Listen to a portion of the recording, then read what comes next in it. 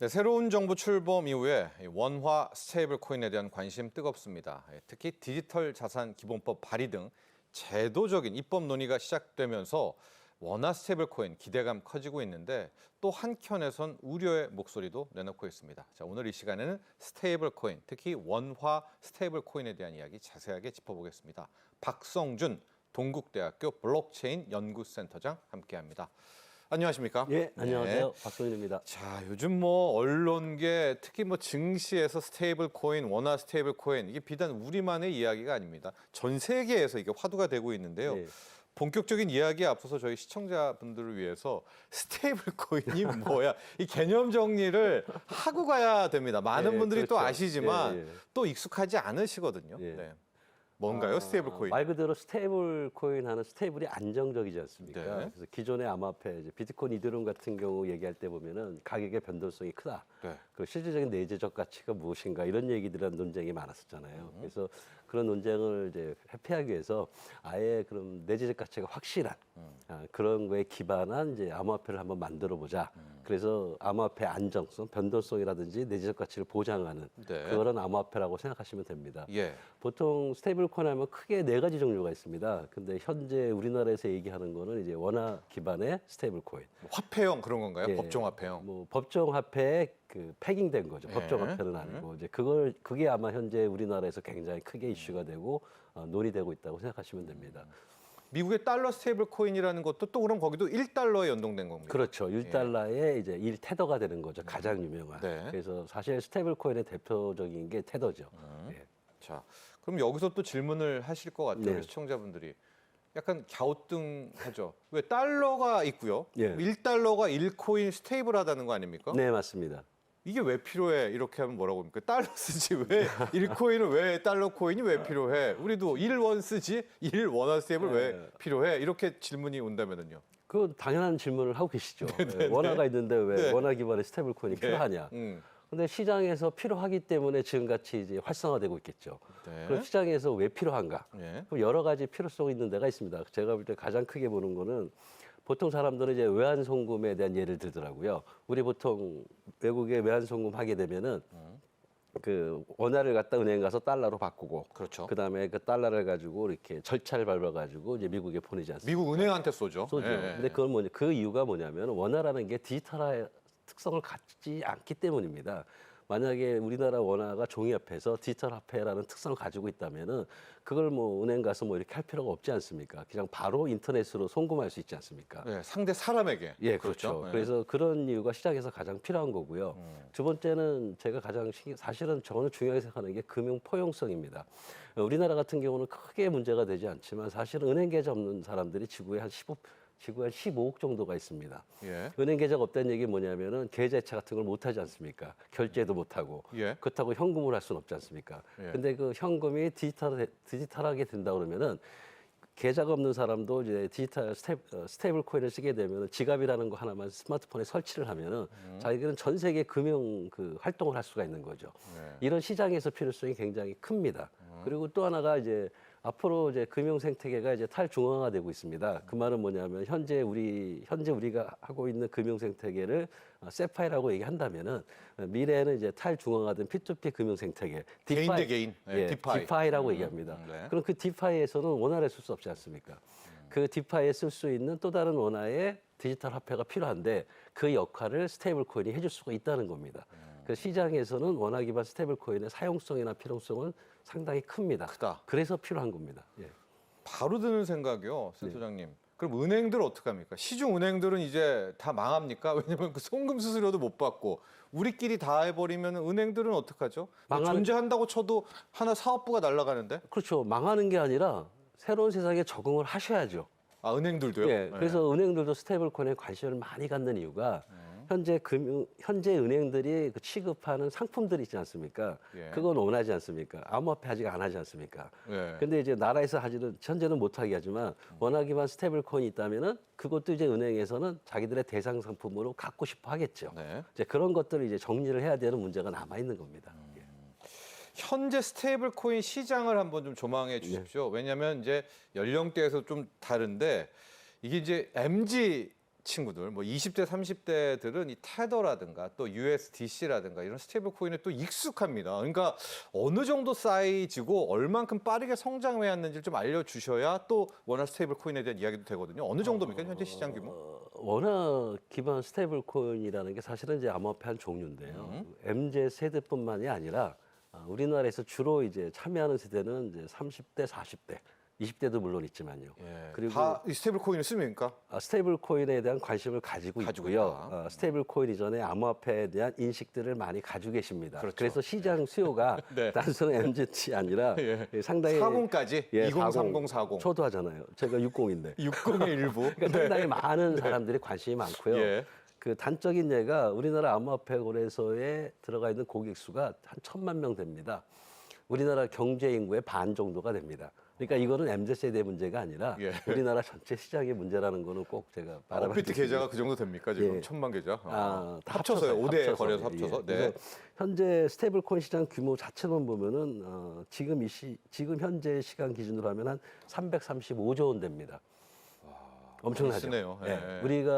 우리가 그동안 생각지도 못했던 시장의 규모가 예. 상당히 많이 폭발적으로 이제 크다는 걸 말씀을 드리는 거고요. 예. 더 중요한 거는 이 성장 속도가 세계적인 그 글로벌 투자 기관들이 예측하기로는 아마 연 50% 정도 이상은 성장할 거다. 예. 그래서 아마 2029년, 30년까지는 아마 어느 정도냐면 한 3천조 원까지도 갈 수 있다. 예. 이런 예측을 하고 있기 때문에 2조 달러는 미국의 재무장관이 한 이야기입니다. 스콧 바센트 그렇습니다. 재무장관이 저 정도로 커진답니다. 예. 저는 주로 이 산업 생태계 쪽을 바라보기 예. 때문에 민간 쪽 의견을 좀 저 보고 정도 있습니다. 될까요, 지금? 예, 사이즈가? 저는 충분히 가능할 거라고 보고 있습니다. 지금도 급격히 늘어나고 있으니까요. 예.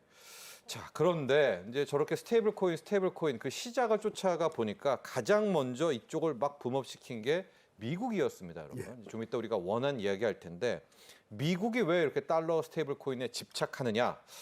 또 다른 이유가 있다. 트럼프의 또 다른 속내가 있다. 그러면서 뭐 달러 패권, 미 국채 이런 얘기가 나오거든요. 예. 이것도 한번 좀 설명 부탁드립니다. 원래 트럼프 대통령이 암호화폐를 싫어했던 분이세요. 예. 근데 이제 어떤 이유에서인지 이번에 그 당선되고 나서 이제 비트코인 전략 자산화 정책을 피고 있습니다.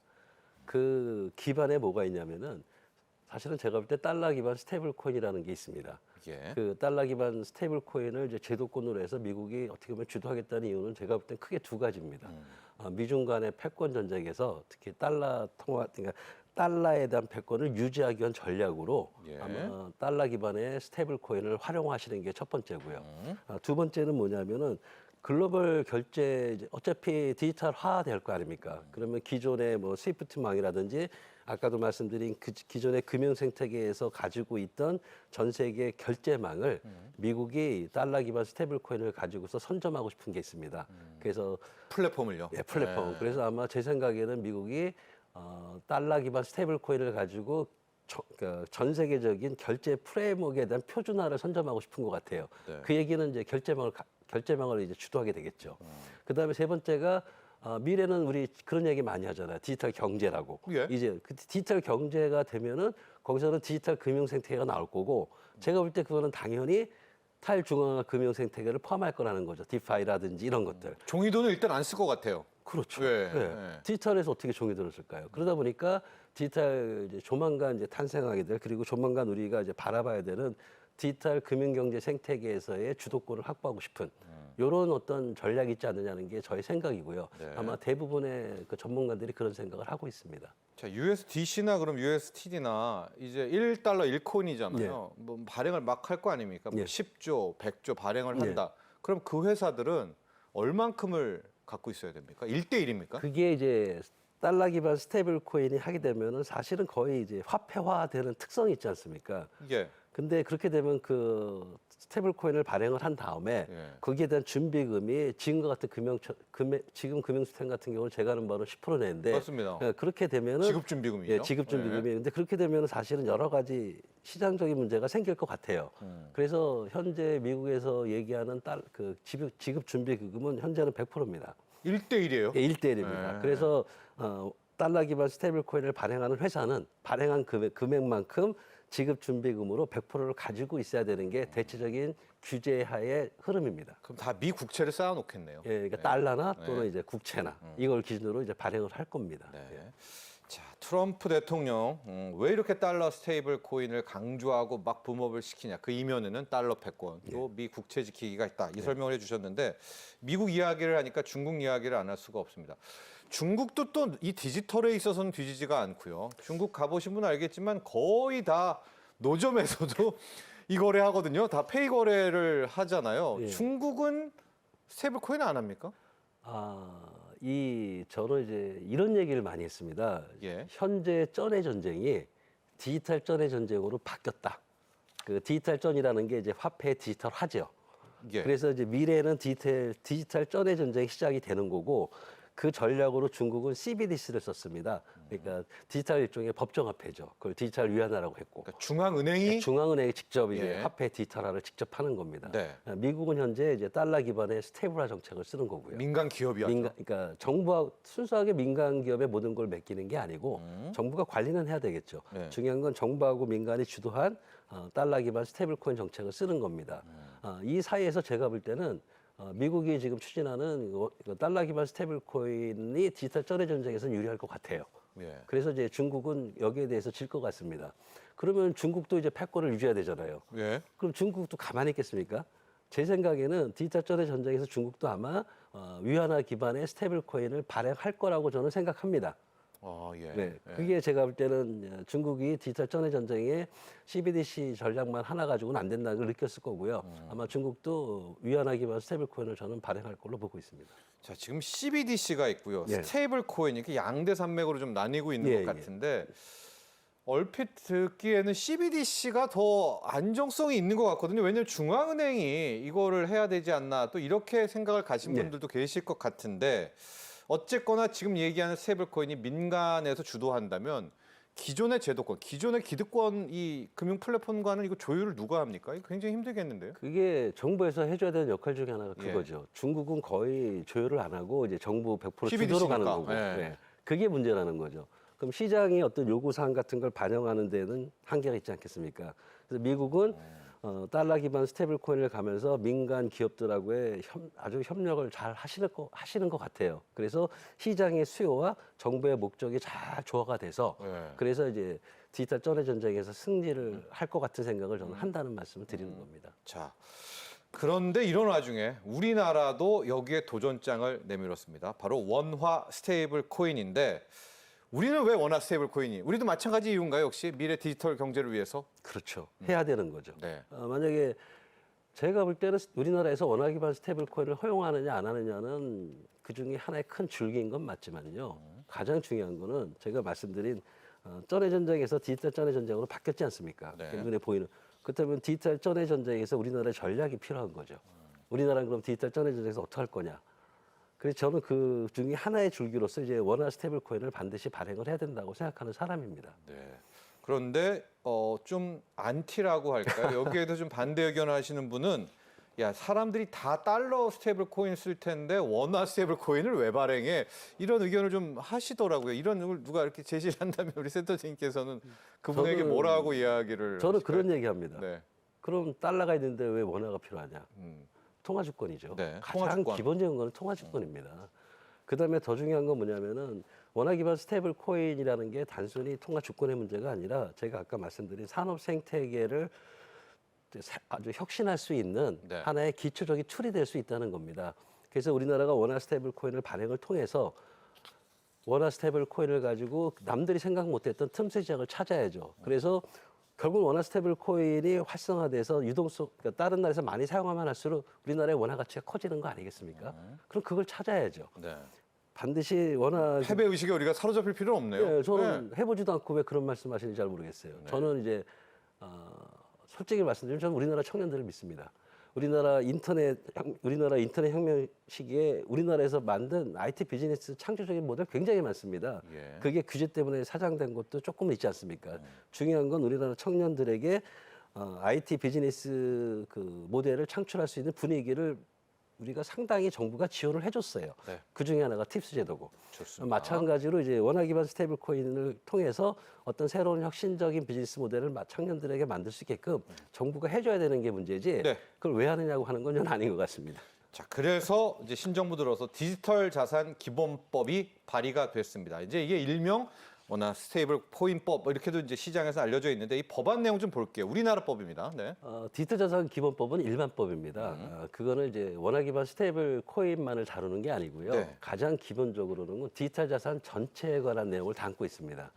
아마 작년까지만 해도 지금 이 순간에도 디지털 자산, 가상 자산 용어에 대한 그 혼란이 많지 않습니까? 맞아요. 네. 그래서 디지털 자산의 용어를 처음으로 법적으로 정확히 정의한 게 디지털 자산 기본법입니다.